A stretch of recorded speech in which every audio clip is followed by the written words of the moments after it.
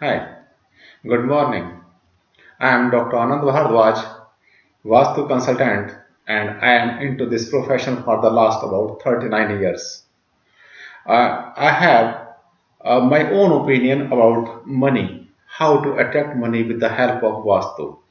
वास्तु के हिसाब से मनी को कैसे अट्रैक्ट करें, कैसे आप जो है घर में अपने मॉनेटरी एस्पेक्ट्स को अपने एक्टिवेट करें, कैसे आप जो है ऐसा कुछ वो करें घर में वास्तु के अकॉर्डिंग जिससे कि आपके पास पैसे की बरकत हो और धन बर्बाद ना हो, ज्यादा से ज्यादा आपके पास पैसा आए और पैसा इकट्ठा हो।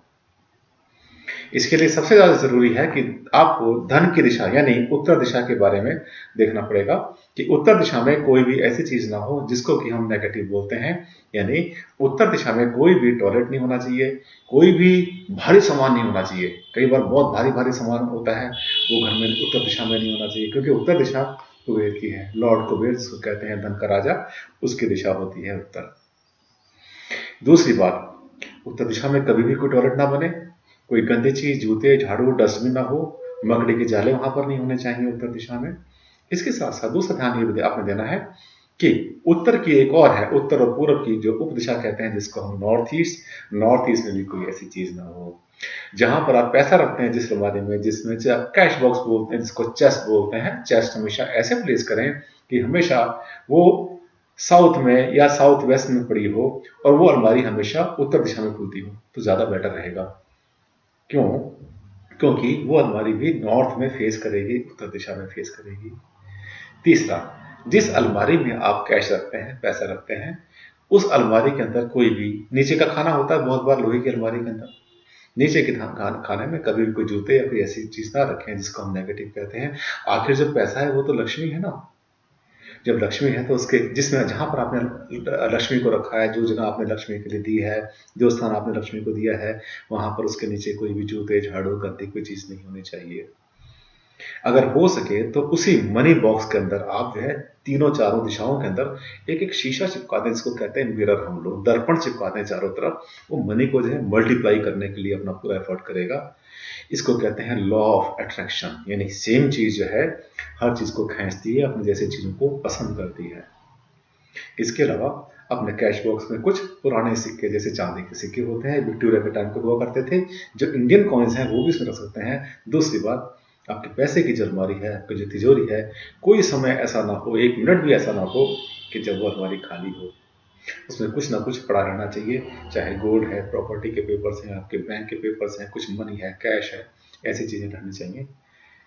इसका आपने बहुत बहुत ध्यान देना है। इसके अलावा अगर आप नॉर्थ को एक्टिवेट करना चाहते हैं, बाई चांस नॉर्थ में कोई वास्तु दोष है आपके पास, आपके घर में वो सब कुछ है जो नहीं होना चाहिए वास्तु से, तो क्या करेंगे?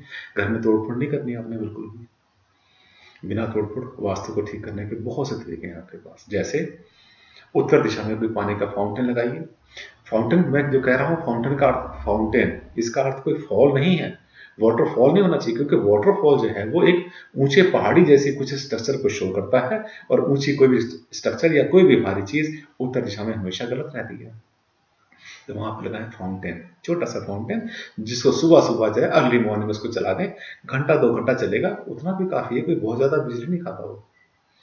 इसके अलावा जो पानी उसमें डाला जाएगा, पानी गंदा ना हो, उस पर कोई जाली ना लगे, उसकी भी झाड़ फूंक समय समय पर करते रहें। इससे आपको जो है पैसे की बहुत बरकत होगी। बहुत सिंपल सा तरीका है। एक और तरीका होता है, एक धन का देवता जिसको कहते हैं चाइनीज फेंगशुई में हम लोग laughing Buddha. Laughing Buddha market से ले आए। यदि आप लाते हैं, यदि हस्बैंड लाते हैं तो वाइफ को गिफ्ट कर दें, यदि वाइफ लाती है तो हस्बैंड को गिफ्ट कर दें।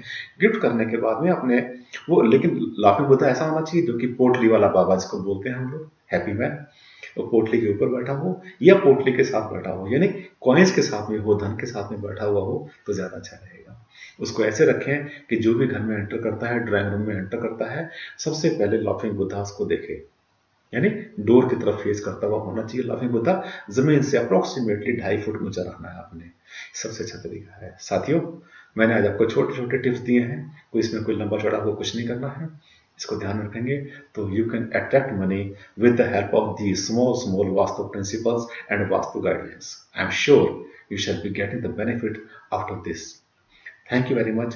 See you again in the next program. Thank you.